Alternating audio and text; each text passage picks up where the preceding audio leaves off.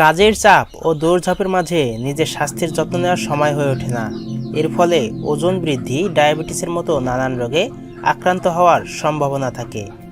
চলুন জেনে আসি সকল ব্যস্ততা সত্ত্বেও কিভাবে ফিট এবং শক্তিশালী থাকবেন। নাম্বার 1, প্রতিদিন অন্তত 5000 স্টেপ হাঁটুন। স্বাস্থ্যের জন্য খাবার যতটা জরুরি, হাঁটাচলা করাও ততটাই জরুরি। হাঁটার হিসাব গণনা করতে ব্যবহার করতে পারেন স্মার্ট ওয়াচ। নাম্বার 2, প্রতিদিন 8 থেকে 10 গ্লাস পানি পান করা উচিত। এটি আপনাকে হাইড্রেট রাখবে এবং সাহায্য করবে খাবার হজমে।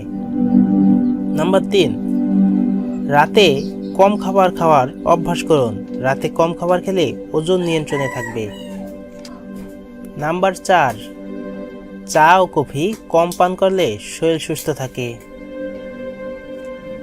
নাম্বার 5, ফাস্টফুড শরীরের পক্ষে ক্ষতিকর। এতে অধিক পরিমাণে ক্যালোরি থাকে, তাই ফাস্টফুড ও বাইরের খাবার খাওয়া এড়িয়ে যান।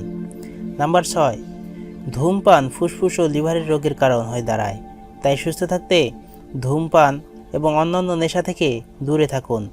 নাম্বার 7, নিয়মিত এক্সারসাইজ ও ব্যায়াম করুন।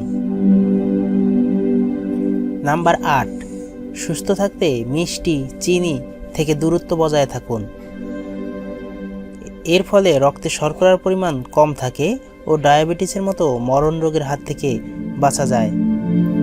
নাম্বার 9, রোজার মাস শেষেও ভুলেও সকালের নাস্তা বাদ দিবেন না। নাম্বার 10, ভালো ঘুম সুস্থ থাকতে জরুরি। আজকের মতো এখানেই বিদায় নিচ্ছি। আল্লাহ হাফেজ।